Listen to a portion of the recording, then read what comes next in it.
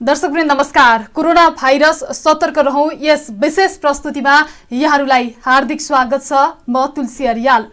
दर्शकवृन्द यति बेला विश्वभर महामारीको रूपमा फैलिएको कोरोना भाइरस संक्रमण रोकथाम तथा नियन्त्रणका लागि यति बेला देश लकडाउनको अवस्थामा छ।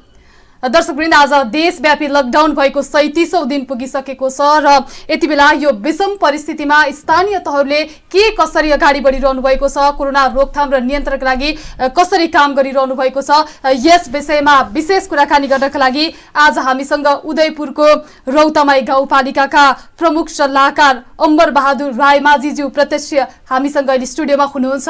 आउनुहोस् उहाँलाई कार्यक्रममा स्वागत गरौँ। सर, स्वागत छ कार्यक्रममा। धन्यवाद। पक्कै पनि यति बेला हामी यस विषम परिस्थितिमा पनि छौँ र विश्वभर महामारीको रूपमा कोरोना फैलिएको स्थिति छ र यसबाट नेपाल पनि अछुतो बनिरहन सकेको स्थिति छैन। यो विषम परिस्थितिमा रौतमाई गाउँपालिकाले के कसरी अगाडि बढिरहेको छ, कोरोना संक्रमण रोकथाम र नियन्त्रणका लागि के गर्दै हुनुहुन्छ, आजको बहस यहीबाट सुरु गरौँ। धन्यवाद। ज्यादै महत्त्वपूर्ण क्वेसन गर्नुभयो। अहिले हामी कोभिड-19 कोरोना भाइरसबाट विश्व संक्रमित भइरहँदा हाम्रो देश पनि अछुतो रहेन।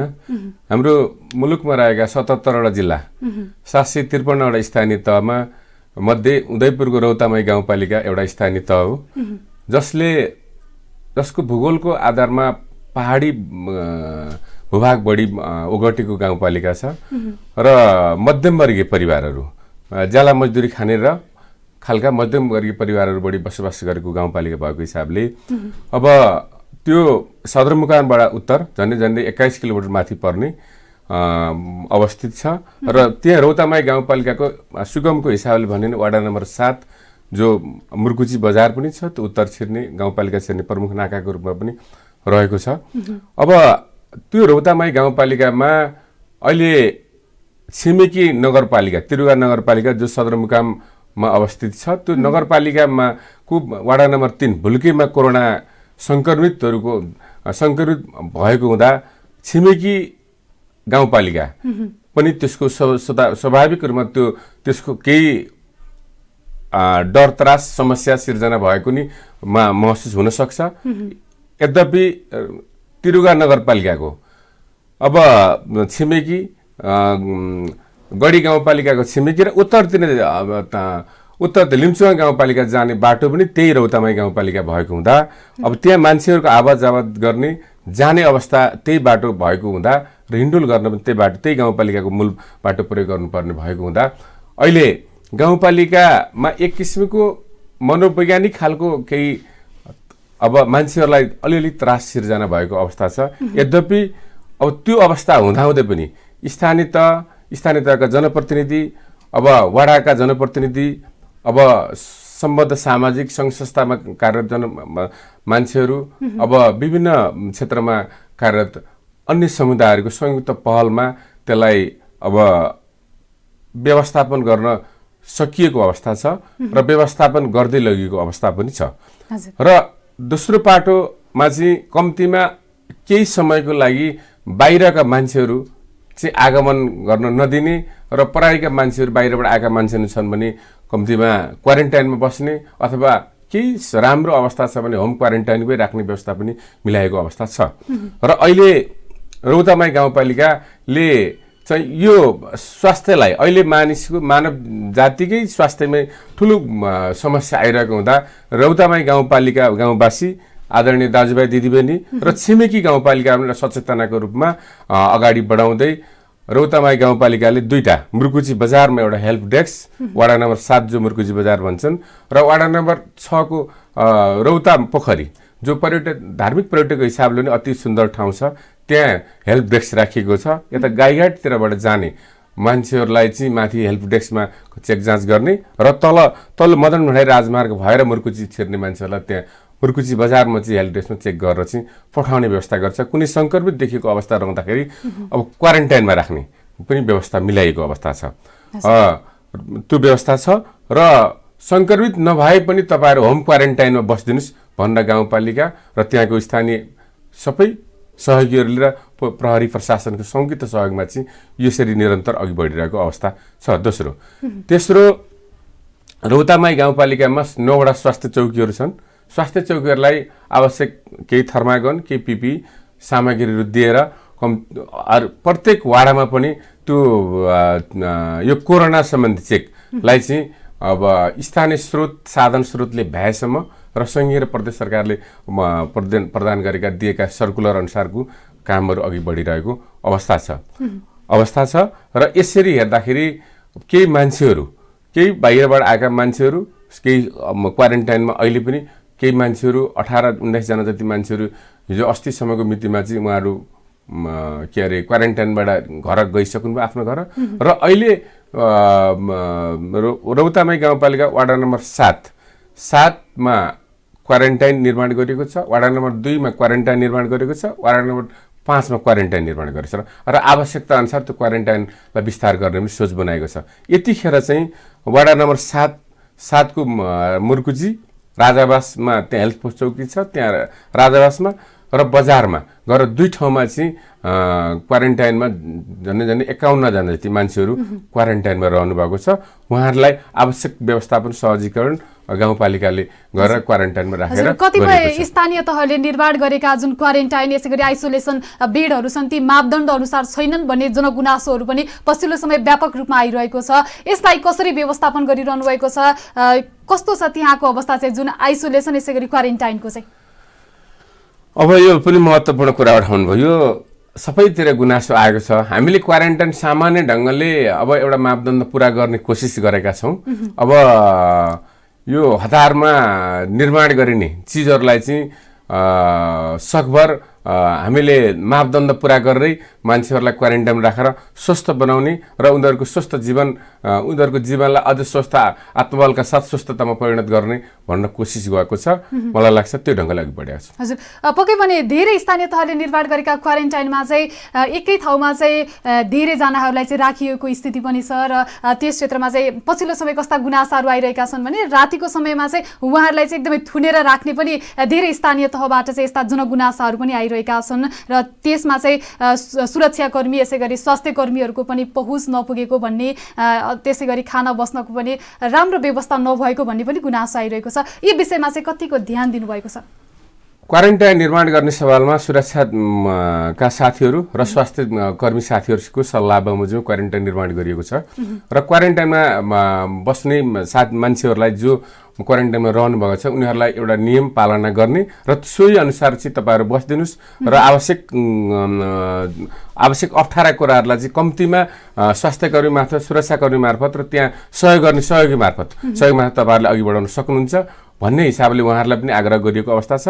र अर्को जहाँसम्म क्वारेन्टाइनमा बस्ने मान्छेहरूलाई एक ठाउँमा थुनियो भन्ने कुरा चाहिँ अब अन्य स्थानीय तहमा कहीँ त्यस्तो भएको छ भने अब मेरो जानकारीमा छैन, तर हामी कहाँ चाहिँ त्यो खालको अवस्था अहिलेसम्म छैन। हामीले आवश्यक मापदण्ड पुरा गरेर व्यवस्थापन गरेका छौँ। हजुर, पक्कै पनि यति बेला विश्व कोरोना भाइरसका कारण आक्रान्त बनिरहेको स्थिति पनि छ र नेपालमा पनि पछिल्लो तथ्याङ्क अनुसार दिन प्रतिदिन नयाँ सङ्क्रमितहरू बढ्दै गइरहेको स्थिति पनि छ र लकडाउनलाई नै यति बेला सरकारले निकै उत्तम उपाय पनि मानिरहेको छ कोरोना सङ्क्रमण रोकथाम र नियन्त्रणका लागि। हुन त आज देशव्यापी लकडाउनको 37औं दिनसम्म पनि पुगिसकेको अवस्था छ र यति बेला रौतमाई गाउँपालिकाका बासिन्दाहरूले चाहिँ यस लकडाउनले कतिको कार्यान्वयन गरिरहनु भएको छ, त्यहाँ कतिको प्रभावकारी भइरहेको छ लकडाउन?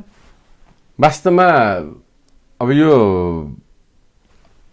फ्लू भन्ने चिजलाई चाहिँ रोक्नको निम्ति हामी लकडाउनै रहेछ। भुइँचालो आउँदा घर बाहिर बस्नुपर्ने, यो फ्लू आउँदा चाहिँ घरभित्र बसेर कम्तीमा यसलाई चाहिँ हामीले नियन्त्रण गर्न सक्ने अवस्था रहिरहेछ। मैले लकडाउन पालन नगर्दा, मैले राज्यले निर्देशित गरेका नियमहरू पालन नगर्दाखेरि म सङ्क्रमित हुन सक्छु, म भएपछि मेरो परिवार हुन्छ, समाज हुन्छ र त्यसले गर्दा त्यो अवस्थाबाट बच्नको निम्ति, त्यो अवस्था सिर्जना नहुनको निम्ति आवश्यक रूपमा लकडाउन पालना गर्नु नै पर्छ। र हाम्रो गाउँपालिका भनेको एक किसिमले बढी किसानहरू बसोबास गरेको गाउँपालिका, पहाडी गाउँपालिका भएको हिसाबले अब केही खेतीपाती लगाउनु पर्ने, अब केही चाहिँ के अरे जाला मजदुरी गर्नुपर्ने, केही अब अन्य कामहरू गाईबस्तु पाल्ने यस्तो खालको कृषिमा आधारित गाउँपालिका भएको हिसाबले पनि अब धेरै बाहिरका मान्छेहरू सम्पर्क नहुने र भए पनि उनीहरू आफै सचेतना अपनाउनुपर्छ र अपनाउनुहोस् भनेर सुसूचित गरिएको अवस्था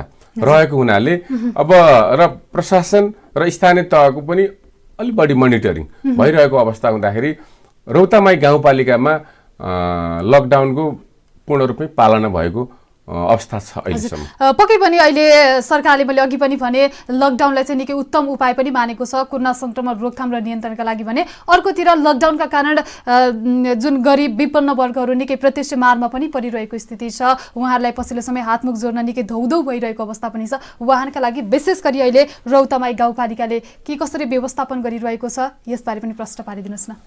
एकदम राम्रो कुरा उठाउनु भयो। उदयपुरको 8वटा स्थानीय तहहरूमा 8वटा स्थानीय तहले कोरोना कोष भनेर कोष निर्माण गरेको अवस्था छ। यो कोषले चाहिँ आफ्नो गाउँपालिकाभित्र रहेका दैनिक ज्याला मजदुरी गरेर खाने विपन्न परिवारहरू जो मजदुरी गरेर खाएर आफ्नो घर परिवार आफू चलेको अवस्थामा अहिले वास्तवमा लकडाउनको कारणले पूर्ण रूपमा प्रभावित भएको अवस्था छ। त्यही सिलसिलामा रौतामाई गाउँपालिकाको प्रभाव पनि परेको अवस्था छ। तर रौतामाई गाउँपालिकाले आफूले कोरोना कोष खडा गरेर कोरोनालाई व्यवस्थित गर्नुपर्छ भन्ने कोष खडा गरेर सहयोगीहरूसित पनि याचना गरेर सहयोगी आफ्नो आन्तरिक कोष र बाहिरी कोषहरूलाई पनि अब त्यहाँको उद्योग वाणिज्य सङ्घ, त्यहाँका सामुदायिक वनहरू, त्यहाँका निर्माण व्यवसायी, त्यहाँका यातायात व्यवसायी, सम्पूर्ण खालका समाजका सबै वर्ग, ब्याङ्क, सामाजिक वित्तीय सङ्घ संस्थाहरूलाई समेत प्रयोग गरेर चाहिँ अब प्रत्येक वाडामा लागत सङ्कलन गरिएको छ। लागत सङ्कलन गरेर अब कम्तीमा मान्छेले बाँच्न पाउनुपर्छ भन्ने अधिकारलाई स्थापित गर्नको निम्ति अब आन्तरिक कोष र बाहिरी कोषहरू परिचालन गरेर पहिलो चरणमा 750 भन्दा माथि मान्छेहरूलाई चाहिँ हामीले यो राहत वितरण गरिसकेको अवस्था छ। उहाँहरूलाई खाद्यान्न, दाल, तेल, अब तरकारी यसरी वितरण गरिसकेको अवस्था छ। त्यसका साथसाथै त्योभन्दा फाल्टो पनि हामीसित सामुदायिक वनहरू छन्। सामुदायिक वनहरूले चाहिँ आफ्नो सामुदायिक वनभित्र रहेका आफ्ना समुदायका मान्छेहरू पनि विपन्न वर्ग छन् भने परिचित छन्, त्यसलाई पहिचान गरेर सामुदायिक वनहरूले पनि आफ्नो ढङ्गले राहतहरू वितरण गरिरहेको अवस्था छ।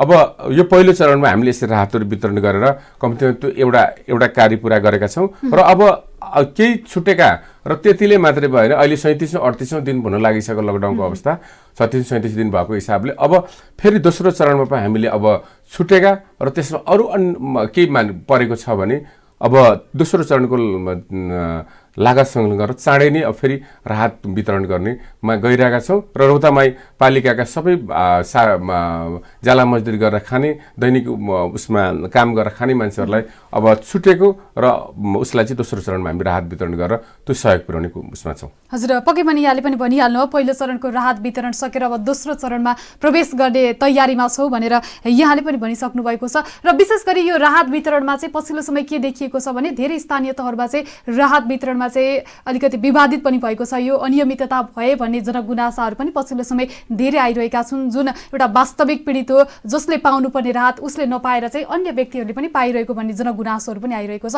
उहाँहरूको पहिचान तपाईँहरूले के कसरी गरिरहनु भएको छ? राहत पाउनको लागि यति बेला रौतामाई गाउँपालिकामा के कस्तो प्रक्रिया छ यसबारे पनि प्रश्न पारिदिनुहोस् न। ठिक कुरा भन्नुभयो। उदयपुरको सबै स्थानीय तहहरूले चाहिँ सबै यही ढङ्गले चाहिँ सङ्कलन गरेर राहत वितरण गरेको अवस्था छ। सबै 4वटै नगरपालिका 4वटै गाउँपालिकाले नि राहत वितरण गरेको अवस्था छ र यसरी नै लागत फेरि दोस्रो चरणमा पनि आवश्यकता अनुसार वितरण गर्दै जाने भन्ने कुरा भएको छ। र त्यसमा रौतामाई गाउँपालिकाले राहत वितरण गर्नको निम्ति अब हामीले स्थानीय ढङ्गमा वडाहरूलाई राहत जो राहतै पाउनुपर्ने खालको मान्छेहरू हुनुहुन्छ, जो दैनिकी ज्यालादारी गरेर खानुभएको छ, जसको चाहिँ घरमा चुलो बल्दैन, त्यस्तो खालको मान्छेहरूलाई चाहिँ परिचित गर्नको निम्ति वडाहरू मार्फत टोल विकास समिति र अब स्थानीय जान्ने बुझ्ने प्रबुद्ध टोलमा जसले जसरी चिनेको हुन्छ, सबैलाई नचिन्ने अवस्था रहँदाखेरि त्यो ढङ्गले टोल विकास समिति वडा मार्फत र गाउँपालिकाले आफ्नै आन्तरिक स्रोत परिचालन गरेर पनि त्यो डाटा सङ्कलन गरेर राहत वितरण गरेको अवस्था छ। अब तपाईँले भन्न खोज्नु भएको कुरा वास्तवमा ठिक हो। कसैले छुटेको छ अथवा पाउनुपर्ने मान्छेले नपाएको छ भन्ने जनगुनासाहरू आएको अवस्था पनि छ। तर हामी गाउँ चाहिँ त्यस्तो खालको अवस्था छैन। कोही छुटेको हुनुहुँदो रहेछ भने, कोही छुटेर राहत नपाउनु भएको रहेछ भने त्यस्तोलाई चाहिँ हामी दोस्रो चरणमा तुरुन्तै त्यसलाई चाहिँ हामी सम्बोधन गर्ने उसमा जान्छौँ भन्ने हामी त्यो आश्वस्त पनि गर्न चाहन्छौँ। र राहत वितरण गर्ने प्रक्रियामा चाहिँ मलाई पनि एउटा लागेको अब यो राहत चाहिँ हामीले एकद्वार प्रणालीबाटै वितरण गर्नुपर्ने हो। यो अहिले यो गुनासो आउनुको पछाडि पनि यो हामी सबैले सबै ठाउँबाट राहत वितरण गरिदिनाले अब बा राहतमा पक्षपाती भयो कि बा राहतमा पार्टीकरण भयो कि बा राहतमा चाहिँ वास्तविक मान्छेले पाउनेले पाएनन् कि बा राहत एउटा टोलबाट अर्को टोलमा मात्रै पायो, अर्को टोलले गर्न पाएपछि त्यहाँ पो मलाई दिएन भन्ने मलाई मेरो सम्बोधन भएन अथवा हाम्रो टोलमा हाम्रो वाडामा सम्बोधन भएन भन्ने खालका टिका टिप्पणी गुनासाहरू आएका छन्।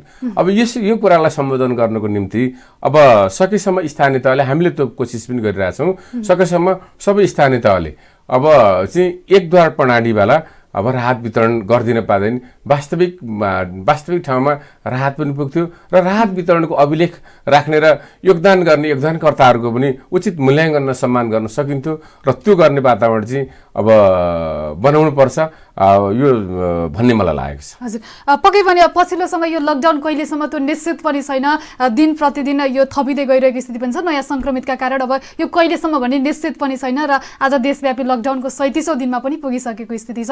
अब धेरै स्थानीय तहहरूले त हुन त यति बेला निकै सक्रियता देखाइरहनु भएको छ होइन। अब उहाँहरूले चाहिँ यति बेला राहत वितरणदेखि लिएर कोरोना संक्रमण रोकथाम र नियन्त्रणका लागि निकै तदारुकताका साथ अगाडि बढिरहेको स्थिति पनि छ र कतै के कस्ता गुनासाहरू पनि आइरहेका छन् भने यो राहत वितरणमा चाहिँ नाममा मात्र राहत वितरण भयो, त्यो दिएको सामग्रीले कति दिनसम्म पुर्याउने भन्ने यस्ता गुनासाहरू पनि आइरहेका छन् र हुन त आज 37औं दिनसम्म पनि पुगिसकेको छ। त्यो दिएको राहतले चाहिँ कति दिनसम्म पुर्याउने, कति दिनसम्म धान्ने, एउटा परिवारमा अब 5, 6, 7 जना पनि हुन सक्ने स्थिति छ, त्यो दिएको सामग्रीले चाहिँ कति दिनसम्म पुर्याउने भन्ने गुनासाहरू पनि आइरहेका छन्। तपाईहरूले चाहिँ एउटा राहत वितरण गर्दा चाहिँ अब फ्यामिलीमा कतिजना जति हुनुहुन्छ भनेर गरिरहेको स्थिति छ या एउटा प्रत्येक व्यक्तिको हिसाबले गरिरहेको अवस्था छ? के छ अहिले तपाईहरूले जति सामग्री दिनुभएको छ राहतमा यसले चाहिँ आजको दिनसम्म पुग्ने छ त? अब यस्तो छ, राहत वितरण तपाईँले एकदम ठिक कुरा उठाउनु भयो। अब यो लकडाउन कतिसम्म लम्बिने र कहिलेसम्म लकडाउन रहिरहने, लकडाउन मान्छेले खाना नपाएपछि के गर्छ, लकडाउन तोड्न सक्छ। अब एउटा परिवारमा राहत एउटा स्थानीय तहले दिएको राहतले कति दिन टिक्ने भन्ने कुरा एकदम गम्भीर कुरा हो। किनभने स्थानीय तहले एउटाले आवश्यकता 20 किलो चामल, 30 किलो चामल, 2 किलो आलु, 5 किलो आलु, 1 लिटर तेल यस्तै खालले राहत दिएको अवस्था छ। वास्तवमा उहाँको एउटाको घरमा हामीले गाउँपालिकामा प्रति परिवारको हिसाबले दिएको अवस्था रहँदा त्यो परिवारसित पुग्छ कि पुग्दैन, उसको दैनिक खपत कति हुने, दैनिक खर्च कति हुने, अब त्यसमा पनि अब सबै परिवार एकै ठाउँमा जुटेर बस्दाखेरि खाने पिने खर्च बढी नै हुने।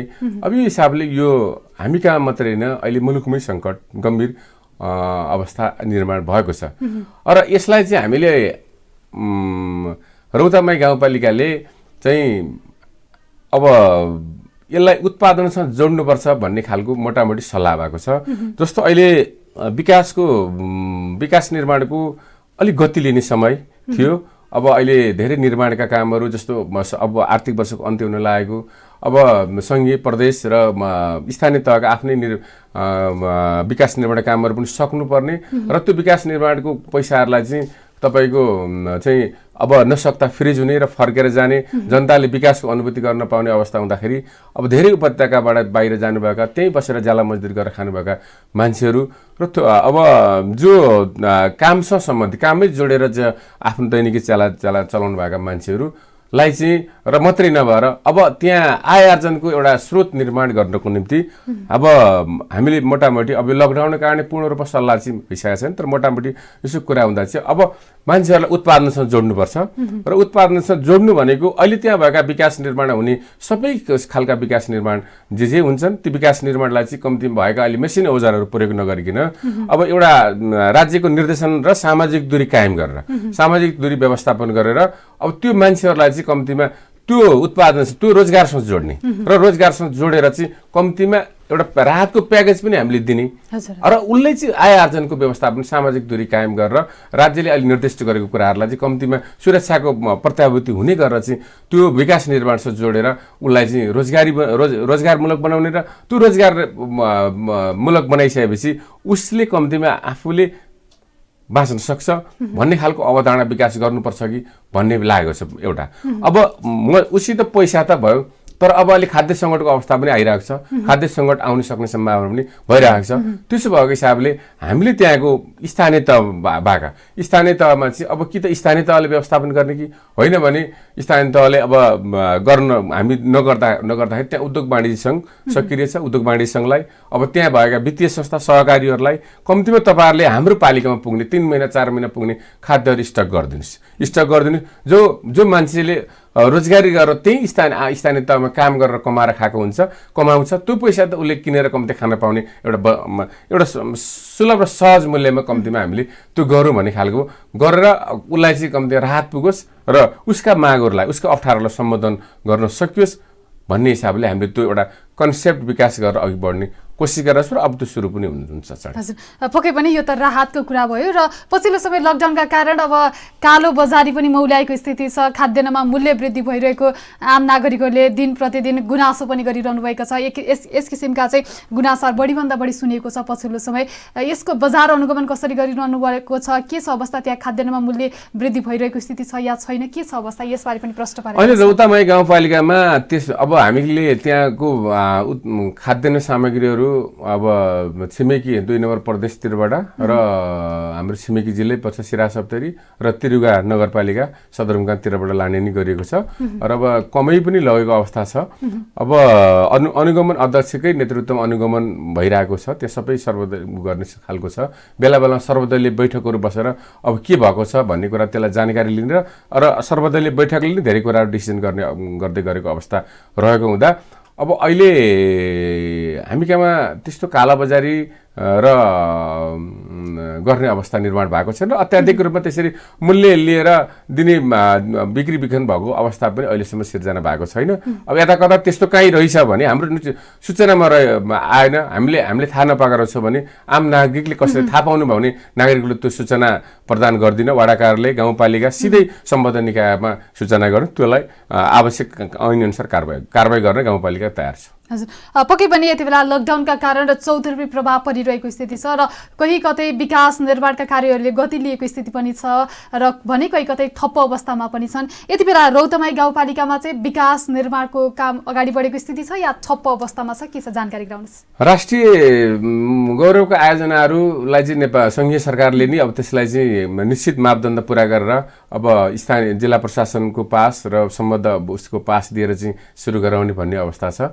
हाम्रो गाउँपालिकामा अब मदन भण्डारी राजमार्ग राष्ट्रिय राजमार्ग जोडिएको छ। त्यो राष्ट्रिय राजमार्ग को काम केही सुरु अब केन्द्रबाट त्यसको पहल भएको अवस्था छ र हाम्रो पालिकाभित्र निर्माण भएका ठुला राष्ट्रिय गौरवका आयोजना नभएको हुँदा अब साना र सङ्घीय प्रदेश र स्थानीय तहले विनियोजन गरेर हुने कामहरूलाई चाहिँ अघि मैले उत्पादनसँग जोड्ने र त्यो मान्छेलाई कम्तीमा रोजगार दिएर भए पनि उसलाई बचाउनुपर्छ भन्ने हिसाबमा हामी लागेका छौँ। अब त्यो क्रमशः सुरु हुने गइरहेको छ। हजुर, पक्कै पनि अब यति बेला उदयपुरको कुराकानी गर्नुपर्दा उदयपुरमा नेपालमा जति पनि सङ्क्रमित भेटिनु भएको छ त्योभन्दा आधा जति चाहिँ पछिल्लो समय उदयपुरबाट नै हुनुहुन्छ र यति बेला उदयपुरमा चाहिँ उच्च सतर्कता अप्नाइएको स्थिति पनि छ र यसलाई लिएर चाहिँ कतिको त्रसित हुनुहुन्छ आम नागरिकहरू, के छ त्यहाँ चाहिँ पछिल्लो समय सङ्क्रमित देखिसके यता चाहिँ कस्तो सुरक्षा अप्नाइएको स्थिति छ, के छ अवस्था, यसबारे पनि जानकारी गराउनुहोस् न।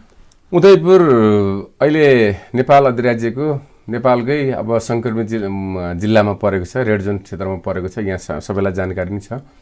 अब तिरुगा नगरपालिका वडा नम्बर 3 भुल्के भन्ने ठाउँमा 28 जना मान्छेहरू सङ्क्रमित हुनुभएको छ, जो चाहिँ अहिले प्रदेश नम्बर 1 को विराटनगर क्वारेन्टाइन हस्पिटलमा उहाँहरू उपचाररत हुनुहुन्छ। अहिलेसम्म मैले हिजोसम्म बुझेअनुसार उहाँ स्वस्थ हुनुहुन्छ, राम्रो छ। म कामना गर्छु उहाँहरू स्वस्थ भएर चाँडै घर फर्किनुहोस् भन्ने लागेको छ। अब उदयपुरमा अहिले झनै आजको डाटासम्म मैले तपाईँलाई अन्तर्वार्ता दिइरहँदाखेरि झनै 50% जति होल 76 जिल्लामा एउटा जिल्ला सङ्क्रमित भएको अवस्था रहेको हुँदा अब त्यहाँ अब हामीले अहिलेसम्म क्वारेन्टाइन हस्पिटल निर्माण गर्न सकिरहेको अवस्था छैन। कटारी नगरपालिकाको बेलसोत भन्ने ठाउँमा अब त्यहाँ भएको क्वारेन्टाइन सेल्टरलाई चाहिँ क्वारेन्टाइन हस्पिटल रूपमा विकास गर्ने भन्ने कुरा भइरहेको छ र चाँडोभन्दा चाँडो उदयपुरमा अब यो 28 जना सङ्क्रमित देशैभरिमा एउटा उदयपुर जिल्ला यति पनि एउटा एक ठाउँमा सङ्क्रमित हुँदा स्वाभाविक रूपमा त्यो आतंकित हुने, मान्छेलाई त्रास हुने, डर हुने स्वाभाविक हो। भइरहेको छ। अब त्यो हुँदै पनि अब त्यसलाई चाहिँ उदयपुरवासीहरूले लकडाउन मार्फत पालना गरेको अवस्था छ। तर अब हामी कहाँ अहिले भन्नै पर्छ, यो तपाईँको लोकप्रिय टेलिभिजन मार्फत अब स्वास्थ्य चेक जाँच चाहिँ द्रुत गतिमा भइरहेको अवस्था छैन, जसलाई ट्रेसिङ गरेर अब सङ्क्रमितको कुन कुन ठाउँमा कसरी गएका थिए, अहिले त्यहाँको माग चाहिँ स्थानीयको माग चाहिँ हरेक बजारहरूमा, मलाई पनि त्रियुगा नगरपालिका गाईघाट बजार, बेलटार बजार होस्, मुर्कुजी बजार होस्, कटारी होस्, यस्तो बजारहरू र ऊ सङ्क्रमित गएर बसोबास गरेको ठाउँहरूमा चाहिँ उसले सम्पर्क भएको मान्छेलाई चाहिँ अलिक व्यापक रूपमा यो स्वास्थ्य जाँच व्यापक रूपमा गरिनु पर्यो र केन्द्रबाट, सङ्घीय सरकारबाट विशेषज्ञ टोली कम्तीमा केही दिन राखेर त्यसलाई पूर्ण रूपमा आवश्यक सामग्री सहितको स्वास्थ्य जाँच पूर्ण रूपमा गरिदिनु पर्यो भन्ने उदयपुरको माग छ। हजुर, पक्कै पनि यहाँले पनि उठान गर्नुभयो र धेरै अहिले उदयपुर जिल्लाका स्थानीय तहका जनप्रतिनिधिहरूको माग के छ भने पछिल्लो समय यो विषम परिस्थितिमा सङ्घीय र प्रदेश सरकारबाट जति अहिले सहयोग हामीले पाउनुपर्ने थियो त्यो हामीले पाइरहेको स्थिति छैन भनेर उहाँले गुनासो पनि गरिरहेको स्थिति छ। यहाँले चाहिँ के पाउनु भएको छ अहिले त्यहाँ? होइन, एकदम अब नेपाली सेनाको टिमले गएर त्यो भुल्केमा स्वास्थ्य जाँच गरिसकेपछि उहाँहरूले फर्किनुभयो र अहिले उदयपुरमा जिल्ला अस्पताल स्वास्थ्य उसबाट मात्रै स्वास्थ्य जाँच भइरहेको छ। उदयपुरमा स्वास्थ्य कर्मीहरू, त्यहाँ कार्यरत स्वास्थ्य कर्मीहरू चाहिँ असाध्यै अहोरात्र खट्नु भएको छ, तर विशेषज्ञ टोलीको अभाव भइरहेको महसुस भएको छ। अहिले विशेषज्ञ टोली कम्तीमा केन्द्रबाट चाहिँ अब एक हप्ता 5 दिनको निम्ति 5 दिनको निम्ति त्यो एक हप्ताको निम्ति विशेषज्ञ टोली पठाइदिएर अब सब आवश्यक क्षेत्र पहिचान गरेर आवश्यक औषधि लिएर चाहिँ स्वास्थ्य परीक्षण गर्नुपर्ने उदयपुरको पनि माग छ, सम्पूर्ण उदयपुरका जनप्रतिनिधि माग छ र अब उदयपुरका जनताको पनि माग छ र मेरो पनि तपाईँको लोकप्रिय टेलिभिजन मार्फत यो स्वास्थ्य जाँचलाई चाहिँ तीव्रता दिनको निम्ति र क्वारेन्टाइन हस्पिटल निर्माण गर्नको निम्ति र त्यो स्वास्थ्य त्यो औषधि छिट्नको निम्ति सम्बन्धित बजारहरूमा चाहिँ त्यो औषधिहरू छिटेर चाहिँ कम्ती रोगलाई नियन्त्रण गरिदिनको निम्ति पनि म हार्दिक अनुरोध पनि गर्न चाहन्छु। हजुर, आजको हाम्रो निर्धारित समय सकिएको पनि छ र यहाँलाई समय र जानकारीको लागि धेरै धेरै धन्यवाद। तपाईँलाई पनि तपाईँ मार्फत यो तपाईँको टिभी टुडे परिवारलाई यो लोकप्रिय टिभी मार्फत मलाई उदयपुरको कोरोनासँग र मेरो रौतमाई गाउँपालिका र समग्र उदयपुर जिल्लाको बारेमा यो कुरा राख्ने अवसर दिनुभयो। म यहाँलाई हार्दिक धन्यवाद दिन चाहन्छु। धन्यवाद।